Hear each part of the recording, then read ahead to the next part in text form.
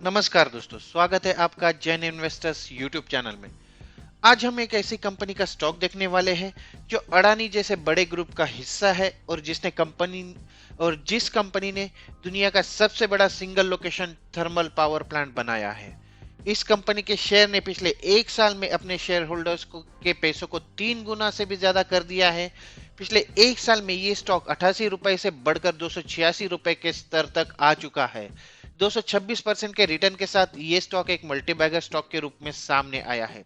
यही नहीं, पिछले सिर्फ 6 महीनों में इस शेयर की कीमतें लगभग 2.5 गुना से ज्यादा बढ़ चुकी है और 3 महीनों की बात कर ले तो इस शेयर ने 173% का रिटर्न दिया है अपने शेयर होल्डर्स को। तो आइए देखते हैं अडानी पावर लिमिटेड कंपनी के शेयर के बारे में, इसके स्टॉक के बारे में। Audio Jungle.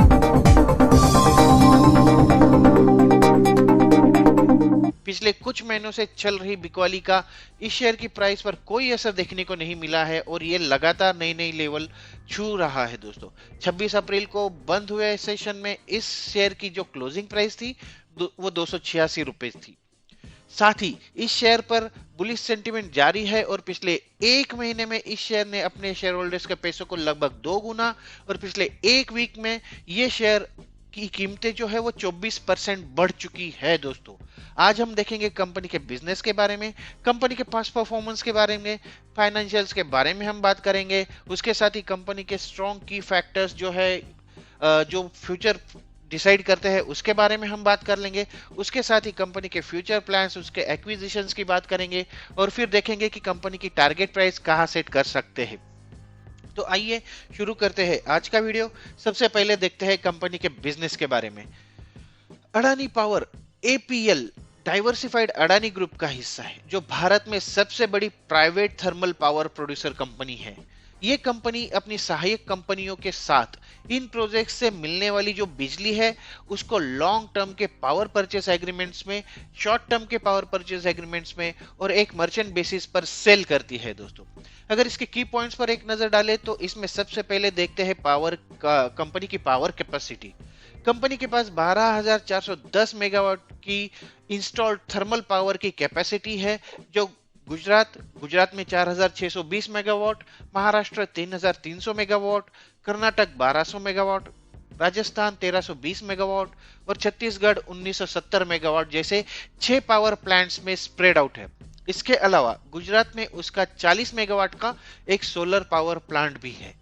कंपनी ने फाइनेंशियल ईयर 2021 में लगभग 59% का एवरेज पीएलएफ हासिल किया, जबकि फाइनेंशियल ईयर 2020 में ये लगभग 66% का था। FY20 की 64 बीयू की तुलना में FY21 में कुल बिक्री की मात्रा जो है वो थोड़ी सी कम जरूर हुई है और ये लगभग 60 बीयू की है।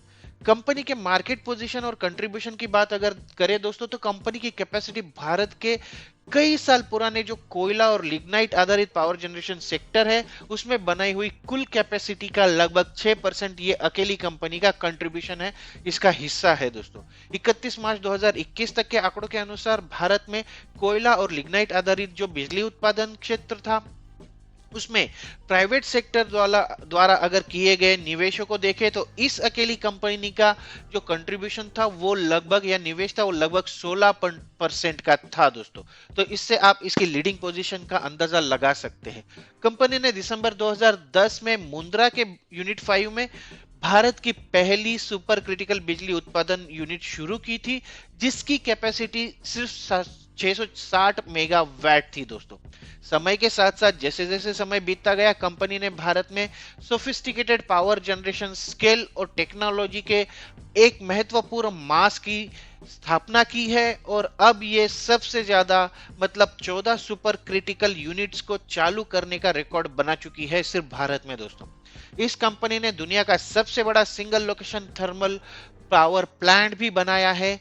जब यह पावर प्लांट का कमीशन किया गया तो उसका उद्देश्य स्केल की बेहतर ऑपरेशनल इकोनॉमी को प्रोड्यूस करने का था दोस्तों। अब कंपनी के पीपीएस मतलब पावर परचेस एग्रीमेंट्स पर एक नजर डाल लेते हैं। फाइनेंशियल ईयर 2021 तक कंपनी की जो क्रॉस कैपेसिटी है उसका 74% का जो हिस्सा है वो long term power purchase agreement के द्वारा सुरक्षित किया जा चुका था। फाइनेंशियल ईयर 2021 के अंत में पीपीए की एवरेज लाइफ अगर देखें दोस्तों तो 18.5 वर्ष की है। काफी लंबी चलने वाली है ये कंपनी।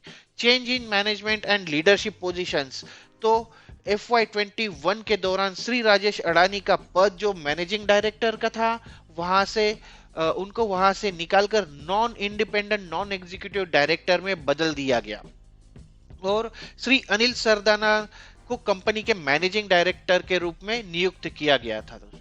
इसके अलावा श्री शैलेश साहवा को जुलाई 2020 में कंपनी के चीफ फाइनेंशियल ऑफिसर के रूप में भी नियुक्त किया गया था, लेकिन इनका इतना कंपनी के परफॉर्मेंस पर इतना फर्क नहीं पड़ा था। लेकिन जब से जनवरी में श्री शेर सिंह बी खेलिया को कंपनी के चीफ एग्जीक्यूटिव ऑफिसर का पद दिया गया है तब से ये शेयर काफी ज्यादा उछल चुका है दोस्तों। काफी जबरदस्त परफॉर्मेंस दिखाया है और जैसा मैंने बताया कि तीन महीने में 173% का इसने रिटर्न दिया है अपने शेयर होल्डर्स को। अब कंपनी के मेन फोकस की बात कर लेते हैं तो कंपनी का जो फोकस है या फिर उनका ध्यान है वो टारगेटेड इनिशिएटिव्स के माध्यम से अपनी मौजूदा जो ऑपरेशनल एसेट्स है उनके कैश फ्लो को बढ़ाने पर केंद्रित है दोस्तों, जिन्हें प्लांट वाइज ऑब्जेक्टिव्स और संबंधित एक्शन प्लान्स में डिवाइड किया गया है। ये लॉजिस्टिक्स कॉस्ट और ट्रांजिट लॉस को कम करने के उद्देश्य से फ्यूल लिंकेज को कस्टमाइज करने का इरादा रखता है। ये उनका गोल है दोस्तों। अब कंपनी के फाइनेंशियल नंबर्स पर एक नजर डाल लेते हैं, लेकिन आगे बढ़ने से पहले दोस्तों अगर आपको मेरे वीडियोस पसंद आ रहे हैं, अगर आपको इसकी हेल्प हो रही है तो इन्हें लाइक जरूर कीजिए और अगर अभी तक आपने मेरा चैनल सब्सक्राइब नहीं किया है तो चैनल को सब्सक्राइब कर लीजिए, बेल का आइकॉन प्रेस कर दीजिए और साथ ही ऑल का ऑप्शन सिलेक्ट कर लीजिए, क्योंकि ऐसी बहुत सी नई नई बातें नई नई जानकारी मैं आपके साथ शेयर करने वाला हूं जो आपकी मदद कर सकती है आगे की स्ट्रेटेजी डिसाइड करने के लिए। तो चलिए मुड़ते हैं वीडियो की ओर और कंपनी के फाइनेंशियल्स पर नजर डालते हैं। कंपनी का मार्केट कैप दोस्तों 1,04,888 करोड़ रुपए का है। कंपनी की करंट प्राइस जो है वो 286 रुपए है। 52 वीक का हाई लेवल जो है वो यही है इसका 286 का और 52 वीक का लो जो है वो लगभग 70 रुपए का है। स्टॉक पीई जो है 376 रुपए। इंडस्ट्री पीई जो है वो 63.5 64 का है। डिविडेंड, ये कंपनी डिविडेंड नहीं देती है, ये थोड़ा सा निगेटिव है दोस्तों, ये बिल्कुल भी डिविडेंड नहीं देती है। कंपाउंडेड सेल्स ग्रोथ की बात करें तो 10 साल में 29%, 5 साल में 1%, 3 साल में 9%, लेकिन पिछले एक साल में जरूर ये आंकड़ा हमको थोड़ा सा निराश करने वाला है। यहाँ पर -10% का कंपाउंडेड सेल्स ग्रोथ है, मतलब इसका सेल्स घटा है पिछले एक साल में। कंपाउंडेड प्रॉफिट ग्रोथ की बात कर ले तो ये आंकड़े काफी शानदार है। 10 साल में 10%, 5 साल का CAGR जो है वो 18%, 3 साल का 38% और पिछले एक साल का 598% का कंपाउंडेड प्रॉफिट ग्रोथ है दोस्तों। लगभग 6 गुना हो चुका है इसका profit growth. Stock price CAGR की बात कर लेते हैं दोस्तों। 10 साल में 16%, 5 साल में 54%, 3 साल में 81% और पिछले एक साल में 226% का स्टॉक प्राइस CAGR। काफी फिनोमिनल आंकड़े हैं इस कंपनी के। क्वार्टरली रिजल्ट्स पर और रेवेन्यू ब्रेकअप पर नजर डाल लेते हैं दोस्तों। तो इसके क्वार्टरली रिजल्ट्स जो है वो नेट दिसंबर 2020 का जो आंकड़ा है नेट सेल्स का वो 6,895 करोड़ रुपए का है, लेकिन दिसंबर 2020 में कंपनी को 279 करोड़ रुपए का लॉस हुआ था। वही सितंबर 2021 की बात कर ले तो 5,184 करोड़ रुपए का नेट सेल्स, लेकिन यहाँ पर भी 231 करोड़ रुपए का लॉस हुआ था।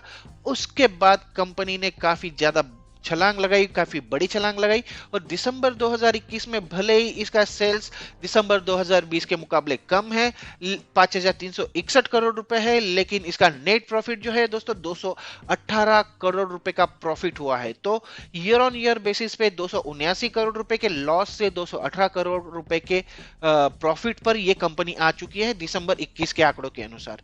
कंपनी के रेवेन्यू ब्रेकअप की बात कर ले तो पावर सप्लाई के जरिए इसका 98% का रिवेन्यू आता है। ट्रेडिंग गुड्स के जरिए इसका 1% का और sale of fly ash and others business का 1% का रिवेन्यू आता है इस कंपनी में। साथ ही फाइनेंस से रिलेटेड एक बात मैं एक जरूरी पॉइंट मैं आपको बता देना चाहूंगा दोस्तों।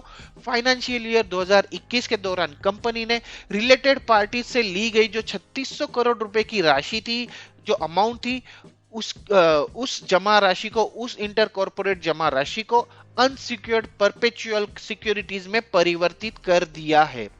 ठीक है, अब बढ़ते हैं और देखते हैं उन की फैक्टर्स को, जान लेते हैं जो जिनके बेसिस पर कंपनी के शेयर का फ्यूचर डिसाइड होगा और टारगेट प्राइस डिसाइड होगी। कंपनी की अपकमिंग पावर कैपेसिटी की बात करें तो कंपनी के पास 7000 मेगावाट से अधिक कैपेसिटी के पावर जनरेशन प्लांट्स हैं जिन पर अभी काम चल रहा है, ये इन प्रोग्रेस है। ये अपकमिंग प्रोजेक्ट्स झारखंड, मध्य प्रदेश, गुजरात, राजस्थान और कर्नाटक राज्यों में फैले हुए हैं दोस्तों। इन प्रोजेक्ट के साथ साथ कंपनी झारखंड के गोड्डा में 1600 मेगावाट की ultra super critical thermal power project creation में भी लगी हुई है, जो भारत से बांग्लादेश को बिजली एक्सपोर्ट करने वाली है।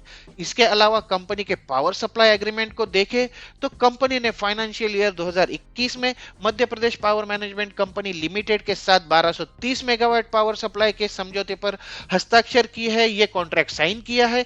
इसके तहत मध्य प्रदेश में चालू होने वाले greenfield ultra super critical power plant से बिजली का सप्लाई किया जाने वाला है।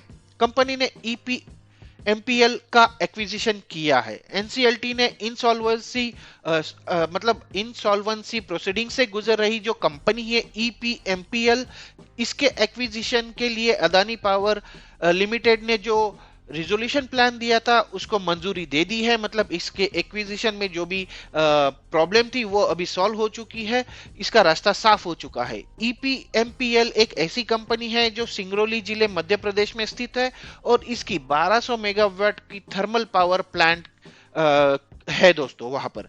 इसके साथ ही गोंडखरी एपीएल की जो सहायक कंपनी है अडानी पावर महाराष्ट्र लिमिटेड, महाराष्ट्र में गोंडखरी कोयला ब्लॉक के कमर्शियल माइनिंग के लिए एक सफल बिडर बन चुकी है, तो इसने ये कॉन्ट्रैक्ट जीत लिया है दोस्तों। साथ ही कंपनी के पिछले 5 सालों में के आंकड़ों पर अगर नजर डालें तो लगभग 19% का इसका प्रॉफिट ग्रोथ सीएजीआर रहा है, जो कि काफी अच्छा नंबर है। पिछले 10 सालों में कंपनी की मीडियन सेल्स ग्रोथ जो रही है, एवरेज सेल्स ग्रोथ रही है, वो लगभग 18% की रही है। इसके साथ ही एक निगेटिव पॉइंट भी नजर आता है कि हालांकि कंपनी के पिछले 5 सालों का सेल्स ग्रोथ जो है वो आंकड़ा कुछ निराश करने वाला है और ये सिर्फ 0.66% का ग्रोथ दिखा रहा है दोस्तों। तो हमने इस कंपनी के बारे में सारी पॉजिटिव और निगेटिव बातों के बारे में जाना है दोस्तों। साथ ही देखा है कि कंपनी की फ्यूचर स्ट्रेटेजी क्या है। ओवरऑल इस शेयर पर बुलिश सेंटीमेंट जो है वो बना हुआ है और कंपनी भी एग्रेसिव प्लान्स पर आगे बढ़ रही है। टारगेट प्राइस देखने से पहले एक बात बताना चाहूंगा कि कंपनी का पीई रेशियो जो है वो 394 का है, जबकि इंडस्ट्री का पीई रेशियो जो है वो लगभग 66 का है।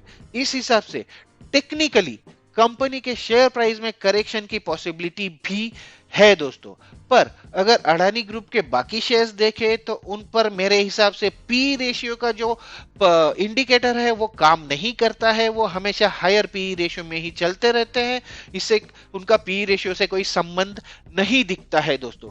पर आगे दी गई जो टारगेट प्राइस है वो उसमें इस संभावित करेक्शन को भी कंसीडर किया गया है, भी देखा गया है और उसके बेसिस पे ही आगे दी गई जो टारगेट प्राइस है वो हमने सेट की है। वरना जिस स्टॉक की प्राइस पिछले 1 महीने में ही लगभग डबल हो गई हो उस शेयर पर टारगेट प्राइस रखेंगे भी तो क्या रखेंगे ना दोस्तों।